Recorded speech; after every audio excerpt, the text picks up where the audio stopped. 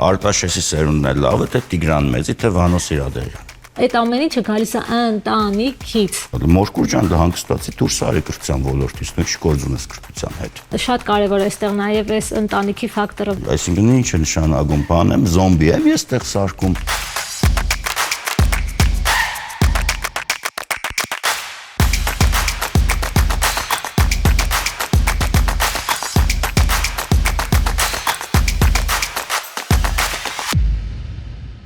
Սկզբի համար կարճ ներկայանանք, Վահրամ ջան, ձեզնից սկսենք։ Եթե կարճ Վահրամ Թոքմա ջան։ Եվ Գրիգոր Խաչատրյանը կասեր անում բարձր ուղս եմ, բայց ոչ իմ մասին, իր մասին, հա։ Եվ ինչ ասենք, քանի որ այսօր խոսել ենք կրթության մասին, այդ իմ զբաղվածություններից մեկն է։ Եվ այս տարի որոշեցի էլի վերադառնալ դասավանդման ոլորտ, նաև 4 տարի ընդմիջում էի տվել։ Նոր պրոյեկտ ունենք Փարաքարում, էկտը, հա։ Ինչպես է կոչվում։ Էկտ, գործողություն, հա։ Եթե տնենք բացված անգլերենով ACT յուրաքանչյուր իր տեխնոլոգիական եւ անվանման հետ կապված բացատրություններն ունեն,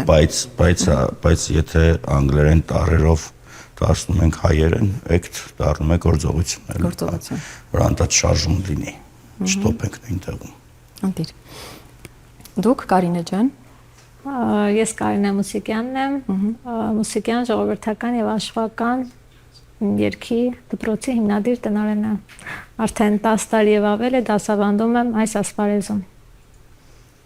Շատ լավ, իսկ ես Անին եմ Զաքարյան, դուք դիտում եք Հայը հաղորդման երկրորդ եթերաշրջանի նոր թողարկումը։ Մենք շարունակելու ենք խոսել Հայի ու Հայաստանի մասին։ Այսօր խոսելու ենք մասնավորապես կրթության մասին։ Ասում են լավ սերունդը լավ գործեր է անում։ Ինչ սերունդ է գալիս հիմա։ Ես չգիտեմ, այդ հարցը չեմ հասկանում, ինչ ասել լավ սերունդ։ Որ սերունդն է վատը։ 19-րդ տարի սերունդն է վատը, 4-րդ տարի սերունդն է վատը, 90-ականներին է վատը, 80-ականներին է։ Որն է վատը, որ մի հատ էլ համաձայն մեջ ենք տնում լավ սերունդը լավ գործեր է անում։ Ընդհանրապես կապ չունի այդ ասելիքի պաթոսը իրականության հետ։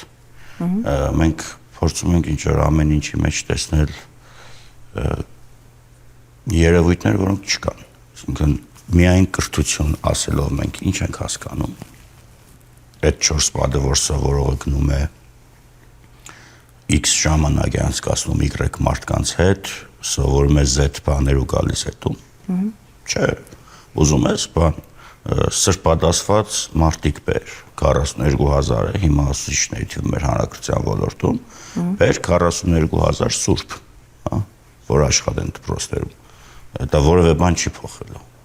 Որևէ բան, ես դες հավաստիացնում եմ, չի փոխելու, որովհետև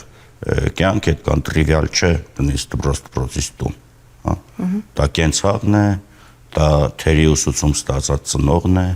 հոգսերի մեջ մնաց ծնողն է, աշխատող ծնողն է, հարբեցող ծնողն է, նարկոման ծնողն է, հա։ Չգիտեմ իր ադամները չսարկող, բայց նվիրաբար փողը երեխու վերջի վարձը մուծող ծնողն է, այդ քուճումպը բզած ուստեկն են, ոմանք 3-4 սրոք եւ ավելի հեղինակավոր, քան այլ հաստատություններն են, հա, դա եթերն է, դա ամեն ինչն է, հա, բագն է, ակումբն է եւ այլն, այսինքն կրթությունը ամեն ուր է։ Մենք միշտ երբ որ խոսում ենք կրթության մասին, մենք փորձում ենք այդ կրթությունը տանել, պրոյեկտել դպրոցի վրա, ասել չէ դպրոց դու ես պատասխանատու, հա, ու ձեռք ես լվալ, չէ, ծեր չի լինում։ Բայց լավ սերունդը լավ գործեր է անում, այս նախադասության մեջ ախր հենց էդ էլ կա։ Այդ լավ սերունդը ձեր նշած ոչ միայն դպրոցն է։ Որն է լավ սերունդը, ցույց տվեք։ Եկեք հենց դրա մասին խոսենք, որն է լավ որին կարող ենք ասել լավ սերունդի ու լավ գործերը որն է, բան օրինակ եմ ասում լավ։ Հիմա ցանկացած հայի որ հարցնես, Տիգրանն էց կիմանա։ Կիմանա, բայց։ Հա, կիմանա։ Որովհետև այդ բան է ինչ որտեղ էգոիստական հարց է։ Օրինակ ինձ համար շատ ավելի ազդեցիկ է Արտաշես առաջինը, որը որ ստեղծել է սոցիալական միջավայրը, որը ստեղծել է այն այն միջավայրը, որտեղ բոլորը խոսում էին նույն լեզվով։ Մինչև այդ Հայաստանի այն ժամանակվա բնակչությունը չէին հասկանում մի գավառը մյուսին չէր հասկանում։ Այսինքն միասնական բանավոր լեզու բերեց, հաղորդակցման արվեստ, կանալ կարգեց, ամեն ինչ արեց եւ այլն եւ այլն եւ այլն։ Հիմա Արտաշեսի սերունդն է լավը, թե Տիգրան Մեծի, թե Վանո Սիրադեղյանի։ Այս լուրջ հարց եմ տալիս։ Վանոյի սերունդն էլ ազատագրել էր Արցախ։ Որն է լավ գործ ձեր համար։ Մեկնաբանություններում անպայման նշեք ձեր կարծիքը, բայց եկեք հասկանանք, որ ժամանակաշրջանների տարբերությունները Միասնիկյանի սերունդն էլ Հայաստանում վերացրեց ֆունկցիոնալ անգրագիտությունը։ Լավ, ինչպես է դա։ Առաջին հանրապետության փակbani վերացման պարագայում Հայաստանում ոտս գլուխ կար 100 դպրոց, այն էլ քառամյա կամ երկամյա եւ այլն եւ այլն։ Ու այդ դպրոցները պետական ֆինանսավորմամբ չէին, որովհետեւ ծանր էր վիճակը եւ մի խոսքով սարսափելի պայմաններ։ Այսինքն կարող ենք ասել, որ միայն ունևոր ընտանիքներին էր հասու։ Չէ, միայն ունևորներին չէր հասու, բայց բոլորին հասու չէր։ Ասենք գյուղաբնակ երեխեքին մեծ մասամբ հասու չէր, եթե եկեղեցում կից ինչ որ կուրսեր չէին, հա։ Հիմա եկավ խորհրդային միությունը, որ մենք ասում ենք տոտալիտար համակարգ էր, չէ, եւ այս հարցում մենք չունենք տարընկալում, հա։ Բայց 1946 թվականի դրությամբ Հայաստանում այլևս ֆունկցիոնալ անգրագիտություն չկար։ Մարդիկ առնվազն տարաճանաչ էին։ Այն մարդիկ էլ, որոնք որ մեծ էին ու բաց էին թող այդ կրթության բացը, գնում էին երեկոյան մի խոսքով դպրոցներ։ Հիմա այդ լավ սերունդ է, թե վատ սերունդ է։ Լավ սերունդ ասելով ինչ նկատի ունենք, Կարինե ջան։ Ամեն ժամանակաշրջան իր պահանջարկն ունի ու ընդհանրապես ժամանակները փոխվում են, հա, այս պահանջարկի դաստիարակված սերունդն է ինձ համար, որը որ գալիս է ընտանիքից, մանկապարտեզ, դպրոց, պետություն։ Բոլորը փոխկապակցված են միմյանց հետ, ըստ իս, որովհետև երեխան կրթվում է տանից, դաստիարակվում է տանը։ Եթե այդ ամեն ինչը այսպես կա, չէ, կարգապահությունը, եթե կարգապահ չեղավ, որակ չի կարող լինել։ Պետք է ամեն ինչ անել, որպեսզի հենց այդ տեղից սկսել կարգապահություն պետք է մտցնել։ Տարիներ առաջ դպրոցներում կար վարքագիծ, եւ այդ ժամանակվա սերունդը ավելի դիսցիպլինայով էր։ Բայց ինչ էին սովորեցնում այդ դասաժամին օրինակ։ Որ վարքագծի վրա էին կենտրոնացած, որ չի կարելի դասի ժամանակ այսինչ չարությունը անել, պետք է կենտրոնանալ դասի վրա, հա, այդ, բայց հիմա դա մի փոքր ազատություն է թողնված։ Իսկ ինչ վերաբերվում է լավ սերունդին, ես մի բան կարող եմ ասել, որ բոլոր ժամանակներում միշտ էլ եղել է լավն էլ, վատն էլ, հա, այդ հիմա ինձ համար էլ եմ ասում լավ սերունդը դաստիարակված սերունդն է, որն ունի չափի զգացում։ Միայն լավ կրթվելը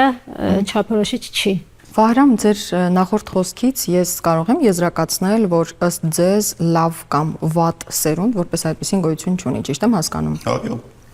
Մեր սերունդը մենք հասակակիցներ ենք, հա։ Մենք լավ ենք թողնելու։ 20 տարի, 30 տարի հետո չենք լինելու 40 տարի հետո։ Աստված չանի։ Չէ, 100 տարի եմ ապրելու։ Այդ երևույթը եթե կա, հիմա մենք ինչ ենք թողնելու։ Չկա այդպիսի բան, որ թողնում ենք։ Ես կարծում եմ, որ մենք տապալած սերունդ ենք։ Հենց մեր սերունդը դա տապալած սերունդ է։ Հիմա ես դրա համար չեմ մտնում հատկանիշների մեջ եւ սահմանումների մեջ։ Հիմա երբ որ մեր բանախոսն ասում է դաստիարակված կամ կարգապահ, ես օրինակ մենք բառեր ենք օգտագործում կենցաղում անընդհատ, որոնք չենք սահմանում։ Լավ, ինչ է դաստիարակությունը։ Ես պետք է հարցնեմ, այդ դաստիարակված ասածն ինչ է։ Կարգապահ ասածն ինչ է։ Հիմա օրինակ երեխեքին դպրոցներում ասում են տիկակ սպիտակ վերնազգեստով, հա, բոլորդ։ Ու մի հատ է դիտողություն են անում։ Ոչ են եկել։ Հա, ես ասում եմ գլուխները պատերով են տալիս։ Այդ տնօրեններն է, այդ վարկականոն որոշողներն ու մնացածն է։ Որ այսինքն ինչ է նշանակում, բանեմ զոմբի եմ ես տեղ սարկում մի շարքով կանգնի ըստ հասակի, սպիտակ վերնաշաբիկով կգաս, աղջիկ ջան դու լոճված չես, ես ոնց ես նստել, ես ասում եմ այն ինչ տեսել եմ։ Մորկուր ջան, դա հանգստացի դուրս արի կրթության ոլորտից, դու չգործ ունես կրթության հետ։ Այսինքն ճայել աղջիկը 13-14 տարեկան աղջիկը մտնում է դպրոց, սթրեսված դուրս է գալիս։ Բայց ու մենք դա- դրան անվանում ենք կարգապահություն։ Բայց դա նաև համակարգել, չէ՞։ Այդ համակարգը Դպրոցը շատ վատ է։ համակարգված Դպրոցը պահպանել։ համակարգ է, պետությունն ունի իր չափորոշիչները, կրթական չափորոշիչները։ Դպրոցն ունի նախարարամանով էթիկայի կանոններ, վարքականոններ, մանկավարժական աշխատողների եւ խորհրդի անդամների համար, հա, կառավարման խորհրդի մասն է խոսքը, եւ կան այն հասարակական նորմերը, որոնցով որ մենք հարաբերվում ենք, հա։ Սրանից ավելը, երբ որ դու ուզում ես սարքել զոմբիակրատիա, այդ երեխեքին մենք եկեք ես ձև ասեմ, էլի մեր խորհրդային ժառանգության դպրոցների շենքերը չսովորելու մասին է։ Ինչ իմաստով։ Դու որ մտնում ես այդ շենք արդեն ճնշվում ես։ Իսկ ինչպեսին պիտի լինի դպրոցը։ Ազատ ու տարածություն տվող մտածելու։ Ասենք պատկերացրեք, Բանգլադեշի բազմահարգերի մեջ, հա, դպրոցի շենք է մռայլ առանց լուսավորության, երեխան էլ որ նայում է պատուհանից, տեսնում է վարսիգի անհամաչափ կախած լվացքը։ Էլ ինչ ֆանտազիա պետք է երեխան զարգացնի։ Լավ, մի րոպե Վերադառնալով կարգապահությանը եւ բանին, դաստիարակությանը։ Օրինակ ինձ որ մնար, եթե ես լինեի որոշողը, 6 տարեկանում երեխեքին ոչ թե այբուբենք սովորեցնեի, այլ զուգարանից օգտվել։ Ես ասում եմ ամենայն լրջությամբ։ Էթիկետի կանոններ։ Ամենայն լրջությամբ։ Այդ էթիկետի անվանեք էթիկետ։ Հա։ Հա։ Հիմա այո, մարդուն պետք է տալ ազատություն։ Խոսքը սանձարձակության մասին չէ։ Խոսքը ազատության եւ ստեղծագործելու մասին է, հա։ Հիմա ինչ որ բան ջահել հիպստերաթույր աղջիկներ կան, որոնք որ ասում են, «Ոյ, ես ոնց կարող եմ հանդիպել այն տղամարդու հետ, որի սառոջկի բանը կարճ թևերով է, դա հին մոդա էր»։ Առհա սերոժիկի մի աղջիկ ջան, գնա գործի նայի, ինձ ոնց հարմար է, ես այդ ծև հակնելու եմ, հա։ Ինչ է թե ինչ որ մեկը որոշել է թելադրի, որ վերնաշաբիկի թևերը պիտի երկար լինի ու մենք պիտի կապենք ստեղ, չէ, ես քրդնում եմ, մերսի, ես սիրում եմ կարճաթև հակնել։ Հիմա մեր դպրոցներում կա սեռական դաստիարակությունը շատ վաղուց, այդ մասին դուք երևի տեղյակ եք, հա։ Պարբերաբար ինչ որ մի հատ բան կլիմաքսի նախաշեմի հասած կին հիշում է, որ դպրոցներում կա սեռական դաստիարակությունը, որոշում է, որ պիտի բան անի, արշավ կազմակերպի դրա դեմ։ Այս 20 տարի կա, բայց այդ առարկան դրված է մարմնակրթության ուսուցչի վրա։ Օրինակ ես չեմ պատկերացնում, թե իմ ընկեր Պետրոսը, որն ունի 2 մետր 5 սանտիմետր բոյ եւ ֆիզկուլտուրայի ուսուցիչ է, ոնց է ասենք 9-րդ դասարանի աղջկա հետ խոսելու սեռական զարգացումից։ Երբ որ մենք ասում ենք էթիկետ նորմեր չգիտեմ ինչեր, դուք ունեք 1400 պատրաստի մասնագետ, 1400 որակավորված մասնագետ։ Հայաստանում հանրակրթական միայն հանրակրթական դպրոցների թիվը 1345 է, որ մտցնեք դպրոցներ։ Հիմա դպրոցներում ավելացվել է հոգեբանի հաստիկը պարտադիր, բայց պատշաճ որակավորումով ու այդ աշխատավարձով աշխատող մասնագետները շատ քիչ են։ Շատ քիչ են։ Վահրամ ջան, դուք բոլոր թեմաների մասին միանգամից խոսում եք։ Չէ, ներողություն եմ խնդրում, տարական վարքագծի մասին է։ Դուք նոր համեմատություններ տարական վարքագիծ, որ երեխան կարողանա մեծի հետ ինչպես խոսի, իրեն ոնց դրսևորի, ոնց պետք է նստի, հա։ Ես շատ եմ նկատել երեխաների նստելա ձևը, որը որ ես չեմ ընդունում, այսինքն դա գալիս է ընտանիքից, այդ շատ կարևոր է այստեղ նաև այս ընտանիքի ֆակտորը, որ ծնողը ասի այս սա կարելի է, սա չի կարելի, որպեսզի երեխան արդեն որ դպրոցի շեմ մտնի, ինքը գոնե այդ տարական վարքագիծը իմանա, հետո նոր արդեն մնացած բաները, մենք դրա մասին ենք խոսում, տարական վարքագիծը, որ մեծի հետ ասում են, չէ, հարգալից պետք է խոսել, ոնց դուք, անգամ այդ խնդիրը ունենք մենք ժարգոնային խոսակցական ձևը, որ այդ ամեն ինչը գալիս է ընտանիքից։ Կրթությունը ձևավորվում միայն ընտանիքից չէ, բայց հիմքը դրվում է ընտանիքում։ Դա գալիս է եթերից, դա գալիս է քարոզված կամ քարոզվող արժեքներից, հա։ Հիմա մեր դեռահասները ապրում են զուգահեռ իրականության մեջ։ Ես մեկ որ նայում եմ չաթով իրենք ոնց են խոսում, տարդ չկա, սա սմայլիկ է։ Իրենք իրար հասկանում են, իրենք ունեն նոր լեզու։ Մենք այդ լեզուն չենք հասկանում, հա։ Այստեղ նաև ես ուզում եմ ավելացնել մի բան, որ շատ կարևոր է, ծնողը երեխային պետք է սովորեցնի արժեք իմանալ, ճանաչել։ ու գնահատել։ Դա շատ կարևոր է, որ երեխան փոքր տարիքից իմանա ամեն ինչի արժեքը, որպեսզի հետագայում ինքը գնահատի։ Կարինե ջան, Վահրամը խոսեց դպրոցների ազատության ինչ որ ձևաչափի մասին։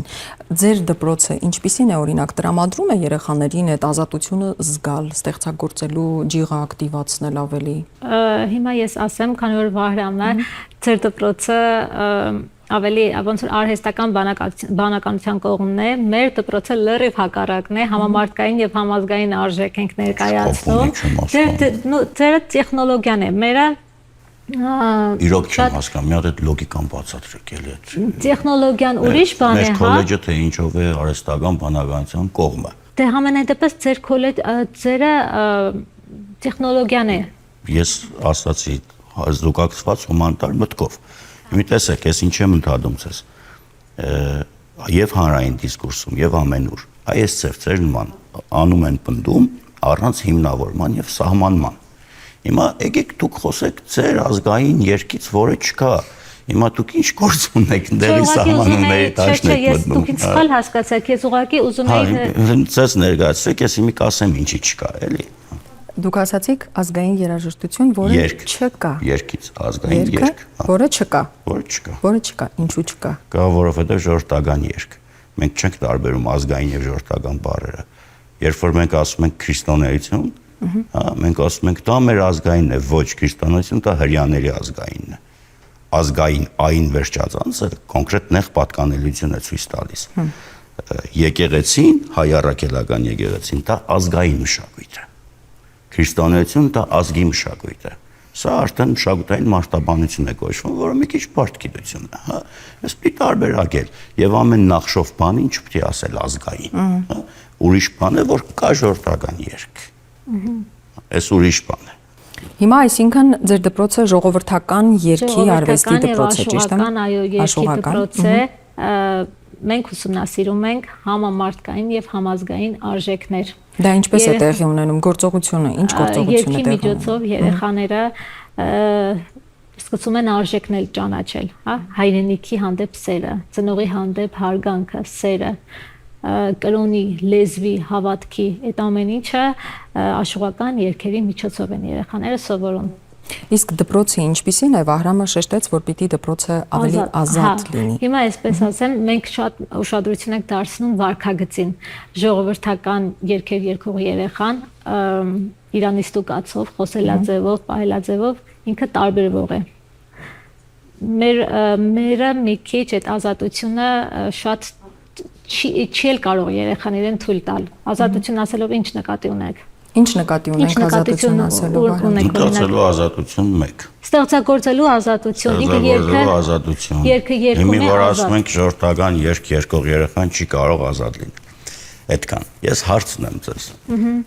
Որ պատմազգագրական շրջանի ժողովրդական երգ երգող երեխան կարող է ավելի ազատ լինել, որը ոչ։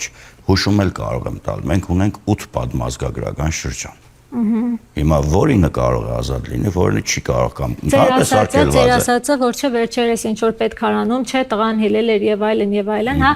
օրինակ մենք դրա վրա շատ ուշադրություն ենք դարձնում։ Ես օրինակ այդ օրինակ էի բերել։ Հա, վատ օրինակն եմ ես էլ դա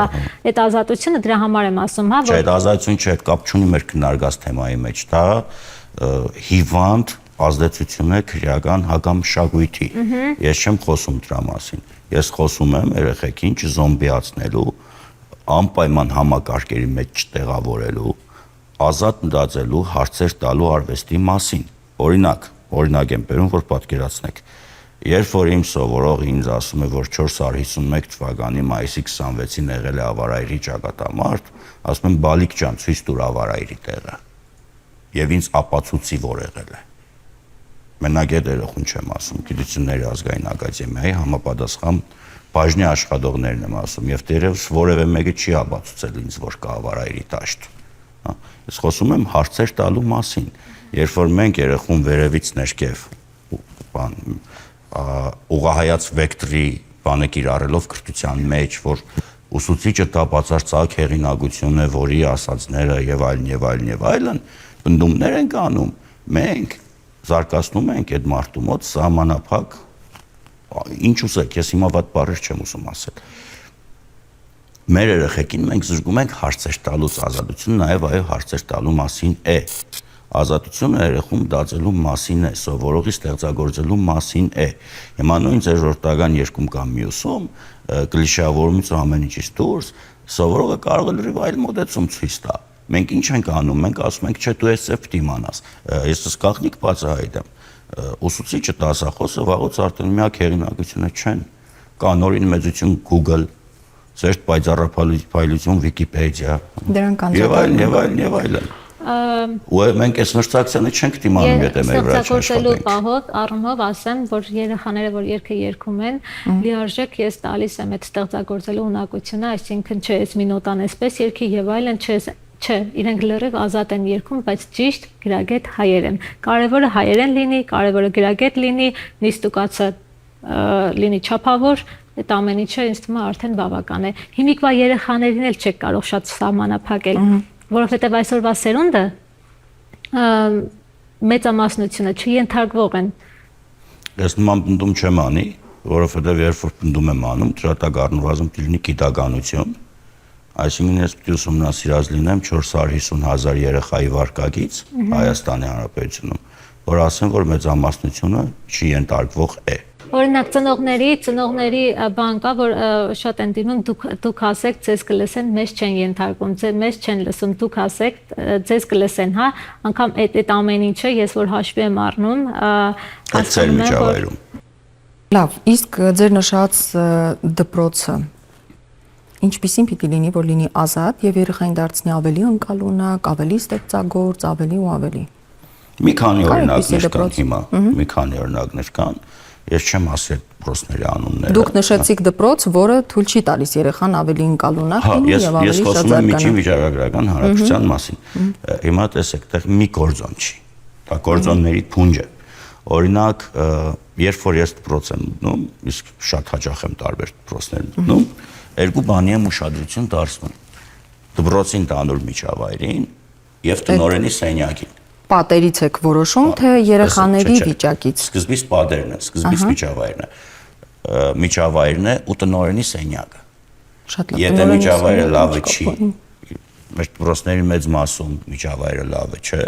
այսինքն պատերը քանդած են, ինչ որ պլակատները սովետական խփած, որ ճեղքերը փագեն եւ այլն եւ այլն։ Դրանք դե տիպային, խորհրդային դպրոցներ են։ Խոսքը նոր կառուցողների մասին չի։ Դու մտնում ես քարուքան դպրոց, բայց մտնում ես մի սենյակ տնօրենի, որտեղ ես չեմ չափազանցնում, անձամբ եղել եմ, բացի ֆուլ վերանորոգումից, պատերը ձայնամեգուսացված են։ Այսինքն զանգի ձայն չես լսում։ Այստեղ արդեն հայտ միջավայրը վերջ, այդտեղ արդեն քրթության մասին խոսակցությունը փակվեց։ Հիմա դպրոցը, հիմա այս նոր դպրոցը մտնում ես, ուսուցչանոց չկա։ Դա լավ է, բամբասանքի տոճկից մեկը վերացել է, հա։ Իհարկե ես կողմ եմ, որ ուսուցիչը պետք է ունենա հանգստի սենյակ, հանգստի տարածք եւ այլն եւ այլն։ Բայց ինչ են անում։ Այդ տիպային երրորդ հարկը շատ լավ ընթերցակ տարածություն է, որտեղ ընթերցասրահ է, այս նոր մոդուլայիններ, որ սարքում են։ Բռնում մի հատ անկյուն անպայման առանձնացնում են, որ դառնա իրենց համար ուսուցչանոց։ Ինչի համար ախր։ Բա ինչ անի ուսուցիչը, դասարանից դուրս է գալիս, որ գնա։ Ընթերցասրահ գնա։ Հանգստի անկյուն ստեղծի, կարդա այդ անդեր դրույկա չափի կառուցվածքը, որ տված է, հա, մեծ մասը չգիտի թե քանի ժամ է, ինչ է եւ այլն, մենք անդադոկտում ենք արմենիան շրջանակներում, քո նաեւ ինքնակրթության համար է։ Ավելի լավ արանք պիտի գտնես, տան հոգսից հեռու, հա, որ ասենք երկրորդ ժամին դուրս եկար, երրորդ, չորրորդ չունես, ունես 5-րդ ժամ, նստի կարդա, զբաղվի, նոր մեթոդ նայի, մի հատ նոր բան սովորի, այսինքն պարտադիր է անպայման մտնենք այն սև կոֆեի հոդը առնենք ու բանը, հա, կրասնի օկտոբր տուխի է պամադա է վերջը եւ այլն, այս վիճակները լինի, կամ լավ է հիմի չուլկիները էժանացել են առաջվա նման էլ բաժակներին չեն քաշում հատ գնացած բաները կպցնում, այս պիտի տեսնենք մենք անպայման, չէ, մենք պիտի տեսնենք ազատ, ժպտացող երեխեք, որը որ չի վախենում վազել դպրոցի միջանցքում։ Դուք ուսուցչանոց ունեք։ Չէ, մենք ուսուցչանոց չունենք, դե մեր երաշտական դպրոցը, մեր ուղղվածությունը ուրիշ է։ Գալիս են ամեն մեկը իր ժամին պարապում ենք, անհատական գնում են տուն։ Սուրճ չեն խմում ուսուցիչները առանց։ Ժամանակ չունենք, բայց ունենք դպրոց ունի նաև սրճարան դրսում։ Այնտեղ ծնողները իրենց սուրճը խմում են, մենք էլ ազատ է այդ ամեն ինչը։ Դուք խոսեցիք ընթերցասրահների մասին, շատ լավ կլինի, եթե ուսուցիչները ձեր նշած ազատ ժամերին գնան կրթվելու, ինքնակրթվելու հենց ընթերցասրահում, բայց երեխաները, աշակերտները կարդում են այսօր։ Հա, մեզնից շատ։ Գրքեր կարդում են։ Կարդում են, կապ չունի, կարդում են։ Ոնց թե կապ չունի, ինչ։ Մեծ կարդում են։ Մենք չունենք ուսումնասիրություն, վերջի ուսումնասիրությունը Հայաստանի ներառած եղել է 2014 թիվ, հա։ Խոսքը ոչ թե գրքի վաճառք, քանակ, տարիք, այդ վիճակագրությունը ամեն տարի կա, անվում է։ Խոսքը թե համընդհանուր, հա, կոնկրետ խումբ ընտրելով եւ այլն, ինչ են կարդում, ինչպես եւ այլն։ Ու մենք տասնյակի մեջ էինք կարծեմ, այն ժամանակ 14-ի մասն խոսքը։ Հիմա չկա վաղուց այդ ազգագրական կամ սոցիոլոգիական հետազոտություն չկա, բացի վիճակագրությունից, թե ինչ կան է վաճառվե, ինչ եղե եւ այլն, բայց իրենք այո կարդում են մեզնից շատ, որովհետեւ կարդում են լուր, կարդում են ստատուս, կարդում են այս, կարդում են այն։ Դուք հարցրեցիք երեխեքը կարդում են, հիմա ասում եմ այո կարդում են։ Դուք հետո նոր ավելացրեցիք գրքեր։ Գրքեր են կարդում։ Գրքեր են կարդում, բայց չկա այդ համեմատություն, թե ով էր ավելի շատ կարդում, ասենք չգիտեմ, մեզ եթե ժամանակին պարտադիր ընթերցանություն էին տալիս, չէ, ամառային ընթերցանություն հատկապես եւ այլն, անձամբ դրա կարիքը չեմ ունեցել,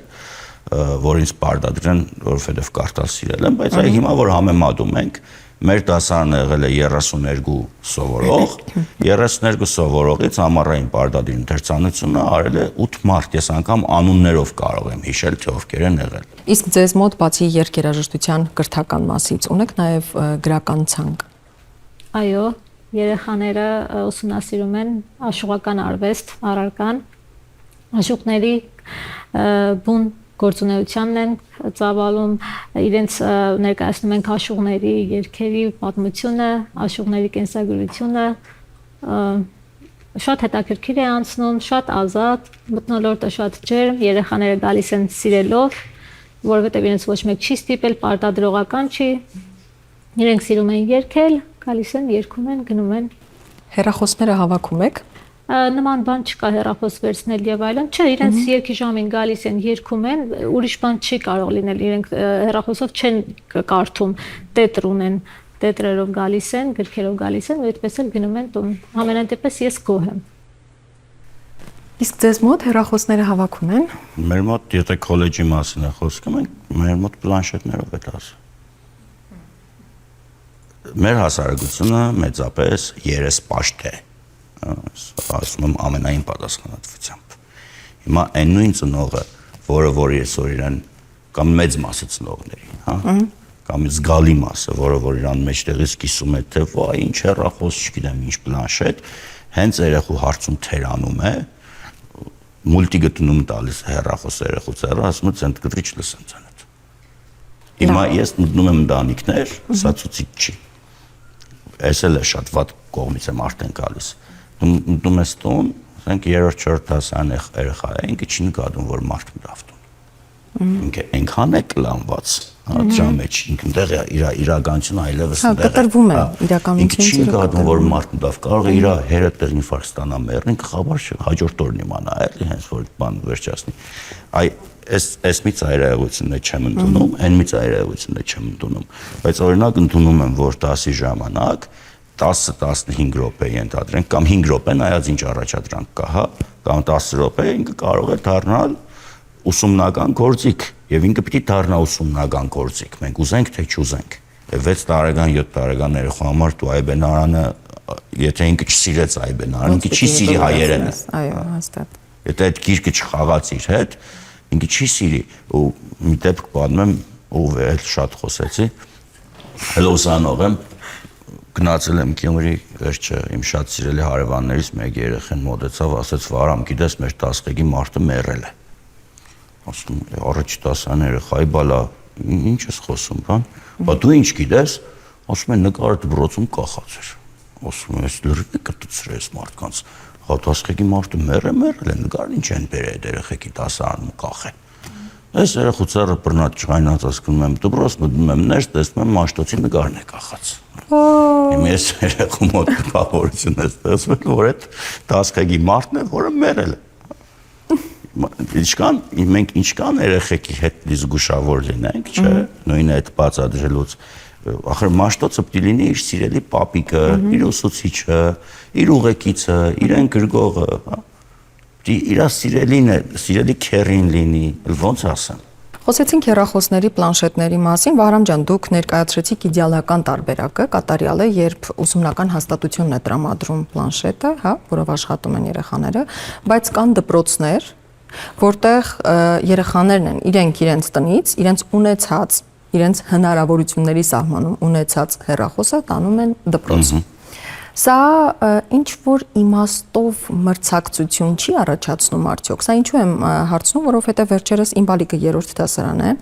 ինքը ունի 5000 դրամանոց Nokia հեռախոս, որը միայն զանգելու համար է։ Ոչինչ ավել հնարավոր չի անել այդ հեռախոսով։ Եվ դա միայն հենց նրա համար է, այն նպատակով, որ ես երբ զանգեմ, ինքը ասի հա մամ։ Նորմալ է։ Այդ էլի էս խնդրի բազմաշերտությունն է, մեր օֆիսներից մեկը Իսահակյան փողոցի վրա է։ Երբ որ այդ անկյունից սիգարետ են վերցնում, մեկ ստացվում է, որ երկար դասամիջոցի ժամին եմ այդ վերցնում։ Այդ թեմային ես արդեն 8 տարի, 9 տարի անդրադառնում եմ։ Ու կարող է առաջի դասարանցի երեխան 20000 դրամ տա, որ իրան ինչ որ բան առնի։ Այդ օրվա իրան միշտ փողից ենթադրենք։ Այս դպրոցը չի սովորեցրել, չէ՞, երեխուն։ Այդ հարցը տալիս, այդ հարցը տալը սովորեցրել է շփացած ընտանիքը, իր շփացած համայնքը եւ այլն եւ այլն։ Հիմա Քեմբրիջի կամ Օքսֆորդի քոլեջում կամ համալսարաններում, որտեղ որ բոլորը հագնում են նույն յուբկաները եւ նույն բաները,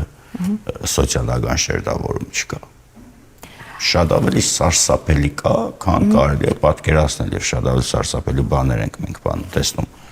Սա մտածողության ձև է, օրինակ ձեր բալիկը շատ հանգիստ կարող է անհրաժեշտ աշխատել բալիկի հետ, շատ հանգիստ կարող է շուռ գալ ու ասել քեզ ինչ, կամ ես դրա կարիքը չունեմ, ու սա տաբու է կոտրում, ես սա ինչի հիշեցի, մի անգամ մենք ընկերներով դեռ ուսանող էինք, որոշեցինք, որ մենք կենցաղում շատ օգտագործենք ոչ թե մերսի, այլ շնորհակալություն բառը, որ ընդունված չէր, ընդունված չէր, հիմա էլ ընդունված չի այդքան։ Մենք երթուղայից իջնելուց, այն ժամանակ էլ նորմալ սև թրաշ ունեինք, պրոգրեսիվ քյարտու էինք եւ այլն։ Շատ հստակ տոնով ասում էինք շնորհակալություն։ Այն կարգի, որ կողքից ինչ որ մի հատ լպստրուկի մտքով չանցներ ժպտալ դրա վրա։ Մշակույթը երբեմն դի պարտադրես։ Մշակույթը, այո, կան դեպքեր, որոնք պիտի պարտադրես, դա կլինի ինտելեկտուալ բռնությամբ, թե ինչպես պիտի պարտադրես։ Այդ սոցիալական շերտավորումը կարող է այսօր հեռախոսին է բանանում, հա, նայում։ Նույն հաջողությամբ դուք կասի, բանը ջինսը դինչի Levi's-ի չէ։ Արդեն գալիս ենք նրան, որ իրոք ընտանիքը շատ մեծ նշանակություն ունի։ Ամեն ինչի հիմքը ընտանիքն է։ Ոչ ոք չի հերքում, որ ընտանիքը կարևորագույն ինստիտուտն է եւ այո։ Այո։ Ինչ է բուլինգը, Կարինե ջան։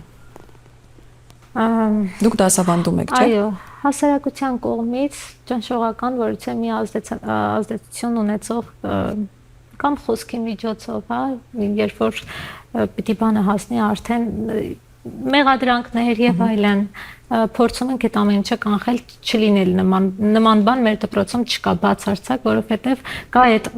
ազատ խոսքի իրավունքը,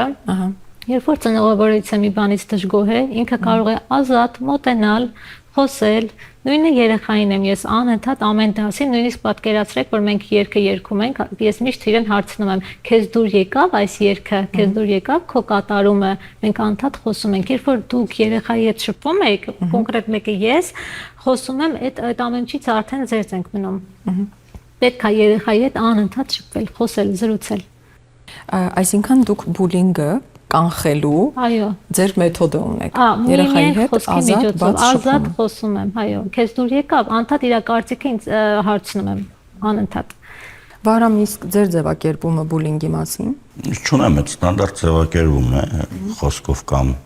գործողությամբ կամ այլ միջոցով, բռնության կամ հոգեբանական եւ այլն, այդ շարքը ինքը շատ բարդ բազմաշերտ երևույթ է։ Մենք միշտ խոսում ենք սովորողների հանդեպ կամ սովորող կամ ուսուցիչ սովորող կամ ծնող սովորող եւ այլն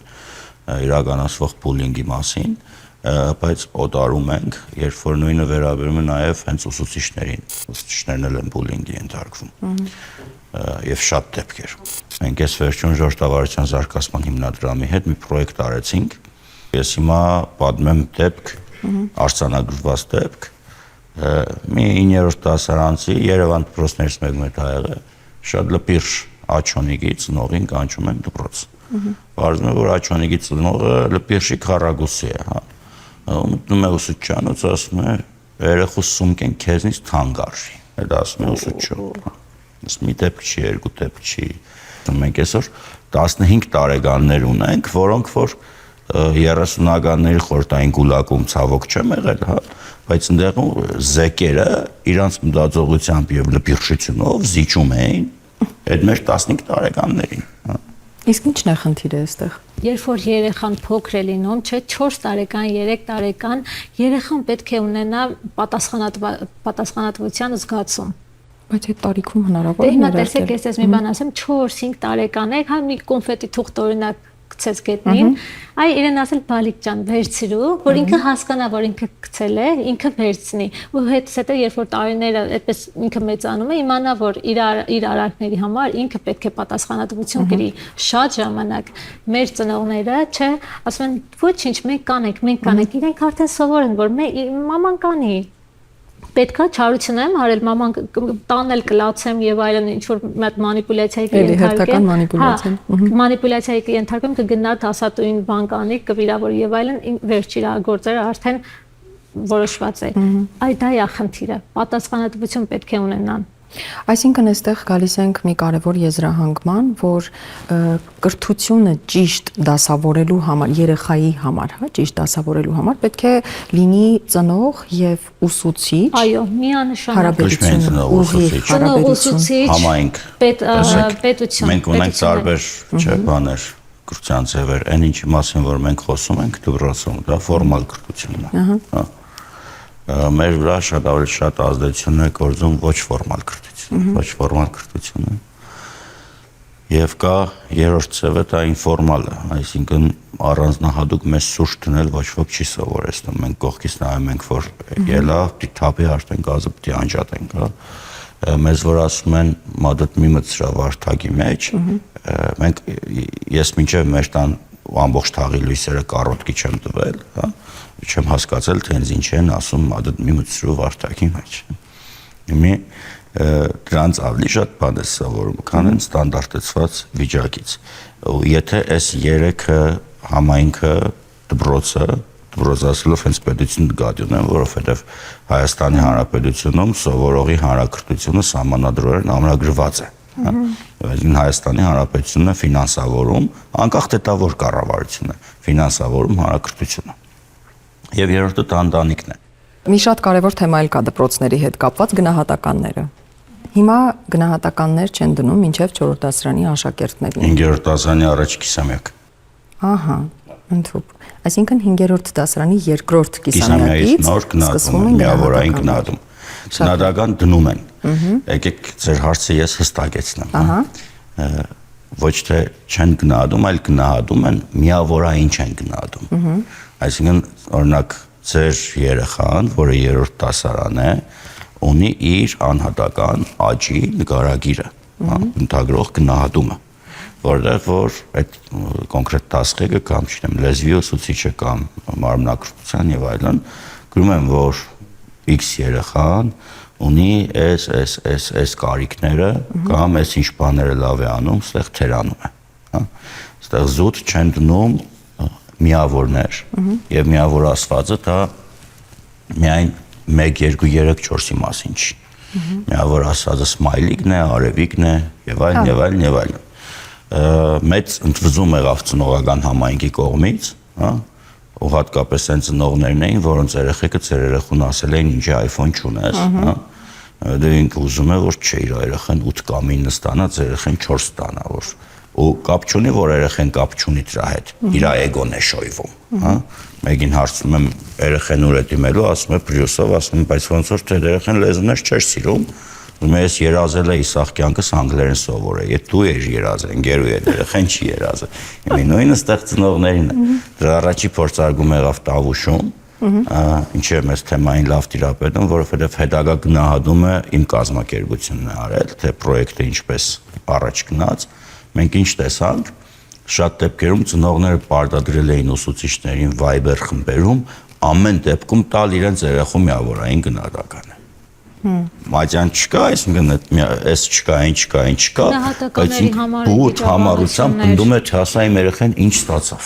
Պահանջել, ինչի 4, պետքա 5 լինի, այ գնահատական, այսինքն ծնողն է էլի սովորում գնահատականի համար, դա խնդիր է, դա մեծ խնդիր է, լուրջ։ Ծնողը պահանջում է, որ չէ, ինքը 4-ի չպատասխանեց, 5 պետքա լինի, ինչի, օրինակ ես քոլեջում դասավանդում էի, ներողություն եմ խնդրում, եւ ստուգարքի ժամանակ, հա, գնահատական դրվեց եւ ծնողը ինքը որ վարչությունից զանգարեց, ասեց իմ տղային պետք է այսինչ գնահատական է դնեք։ Բայց իրեն ինչպես կարող է իրավունք վերապահել ծնողը, եթե դասերին ներկա չի լինում եւ չգիտի իր տղային։ Իմ տղային պետք է այսինչ գնահատականը դնեք։ Ինչի՞ց ելնելով պահանջներ ես ապշել էի, այսինքն ծնողն է պայքարում գնահատականի համար։ Ես դա չեմ ընդունում, բայց հիմա մեր դպրոցում այդ խնդիրը չկա, ընդհանրապես այդ մրցակցային եւ այլն, չէ, մենք հիմնված ենք կրթության վրա, որակյալ երաժշտություն ենք ուսումնասիրում։ Մենք երեխեքին կոտրել ենք հենց սկզբից, հա, այդ միավորային գնահատման փուլում մենք երեխեքին կոտրել ենք։ Արտար գնահատում չի լինում։ Ինչքան ուզում է դու եղիր օբյեկտիվ, դու արտար չես կարող գնահատել։ Վահրամ ջան, բայց դա նաև մոտիվացնում է, չէ՞, երբ դու տեսնում ես, որ օրինակ կարող է գլուխը շահելն ավելի մոտիվացնի։ Կարող է մի երեխան մոտիվացված լինի, մի երեխան կոտրված։ Մի 10-ը ոչնչացնես առնվազն, որովհետև ինքը սովորող է, պատկերացրեք, այս պատմության վրա եմ բերում օրինակը, այդ երեխան, չգիտեմ, տեքստ կարդալ չի սիրում, հա։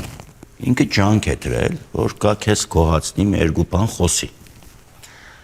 Իր խոսացածը քո գնահատման համակարգով արժի ընդամենը 5 միավոր կամ 4 միավոր։ Բայց ինքը գոնե ակնկալում է, որ դու պետք է ջանքն գնահատես, մի երկու միավոր է ավել դնես, գոնե 7-ով այսօր պիտի տուն գնա այդ երեխան, հա։ Մեղք է, արդեն մեղք է։ Ինչ որ փուլում, երբ որ ես դեռ ավագ դպրոցում դասավանդում էի, ես հրաժարվեցի գնահատելուց ընդհանրապես, ավագ դպրոցում չեմ ասում բան, հա։ Սեպտեմբեր ամսին մենք պայմանավորվել էինք երեխաների հետ, հա, որ ես ցես չեմ գնահատելու։ Դուք ամեն ամսվա վերջում բերելու եք ցանկացած գնահատական, թեկուզ 10-ը, ես այդ անցկացնելու եմ մայթյան ֆորմալ կողմը պահելու համար։ Այսինքն իրենք իրենց պիտի գնահատեն։ Դուք ձեր միավոր ամսվա բերեք տվեք, բայց կա պայման, կա փոխադարձ վստահություն։ Եթե չկա վստահություն, կրթական գործի մասին խոսք չկա։ Դու եթե չես սովորում, դու ինձ պիտի գաս անկեղծ ասես, որ ես չեմ սովորելու, խնդրում եմ ես բերեմ այդ 4-ը դուտիր տեղափոխվեմ, հա, գլխացավանքի մեջ չլինեմ, վերջը, ստեղ կա վստահություն։ 4 թե 5 տարի ես չեմ գնահատել որևէ մեկին։ Ես ձեզ հավաստիացնում եմ, ոչ ոք իրեն 10-ը չի գնահատել, ոչ ոք, մի քանի օք եղել, որ ես եմ իմ կողմից բարձրացրել հետո։ Եվ շատ ավելի օբյեկտիվ են իրենց գնահատել, քան ես կգնահատեի իրենց, եթե պետք է։ Արժանապատվությունն է ներսում աշխատում։ Հա, եթե այդ չկա, եթե մարդկային վստահությունը կրթության գործի մեջ չկա, մենք հենց իրար խաբեցինք, դեռ արդեն հասարակական կառուցվածքն ու ամեն ինչ փլուզվում է։ Մենք իհարկե չէինք նախատեսել, որ մեր այս թողարկումը այսքան երկար պիտի տևի։ Ձեր շնորհակալ եմ։ Հա, իրոք շնորհակալ եմ այս բովանդակալի զրույցի համար, բայց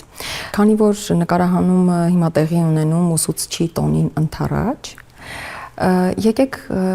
այսպես ասված բարեմաղթանք հղենք այսօրվա հայ ուսուցչին։ Կտրեմ։ Ես ցանկանում եմ, որ բոլոր ուսուցիչներս ղեկավարները լինեն համբերատար, ամեն կարգավիճակ հաշվի առնեն եւ սովորենք, որպիսի մեզանից էլ սովորեն։ Մենք անընդհատ պետք է ինքնակրթվենք, վերադասյարակվենք, որպիսի եկող սերունդն էլ մեզանից օրինակ վերցնեն։ Այսինքն սուրճը խմենք ընթերցասրահում, ինչպես Վահրամներ ասում։ Ոչ թե չի բացառվում, չէ, պետք է անընդհատ մենք սովորենք, այո։ Ընդհանրապես ես այսպես ասեմ, եթե լավ կարողանանք սերունդ կրթենք, մենք շատ լավ հասարակություն կունենանք։ Ես համոզված եմ, որ գալու է այդ օրը, մենք լավ ունենանք կիրթ, քաղաքակիրթ հասարակություն։ Ես միշտ ասել եմ, որ պետք է մարդը լինի քաղաքակիրթ։ Հիմա էլ շնորհակալ լինենք եղածից, գոհանանք Վահրամ ջան ձեր խոսքը։ Քանի որ հայերեն մեր գուփան կյանքի չի կոչվում, քֆուրը եւ կենացը մաղթանքը, հա։ Քրվում են քրվելու համար, երբեք չես տեսնել, որ եթե ինչ որ մեկի հորը էս գործողությամբ սպառնացել է գնա ու անի, չէ, էլի պրոստը ապադասխանատու մարդիկ։ Եվ այդ մաղթանքները, հա, քանի որ երբեք տեղ չեն հասնում, ես ավելի շատ կուզեի ասեի, այն ինչ ես եմ ուզում որ լինի, ես ուզում եմ որ ունենան մեր ուսուցիչները, ընդհանրապես կրթության ոլորտի բոլոր աշխատողները, քանի որ այսօր այդ մասն ենք խոսում, արժանապատիվ աշխատանքային պայմաններ, այլ բան է աշխատանքային պայմանը, այլ բան է արժանապատիվ աշխատանքը, այդ թվում նաև հանգստի պայմաններ, եւ մինչև վերջ պաշտպանված իրավունքներ, ինչքան հնարավոր է մեր այս հայաստանյան հաբիտուսում։ Շատ լավ, շնորհակալ եմ ձեզ։ Իսկ հայը 2-0 հաղորդման ողջ թիմը, բոլոր ուսուցիչներին, հայ ուսուցիչներին եւ նաեւ աշխարհի բոլոր ուսուցիչներին, ինչպես նաեւ ծնողներին, որովհետեւ ծնողներն էլ իրենց հերթին ուսուցիչներ են, մաղթում է ուժ եւ կորով։ Այսքանը չմոռանաք բաժանորդագրվել Ռիոփնի ալիքին, սեղմել զանգի կոճակը, որ բաց չթողնեք մեր հետագա թողարկումները, ինչպես նաև մեկնաբանություններ թողեք, դրական, բարի, սիրուն մեկնաբանություններ մեր հաղորդմանը վայել։ Այսքանը ես Անին եմ Զաքարյան, կհանդիպենք։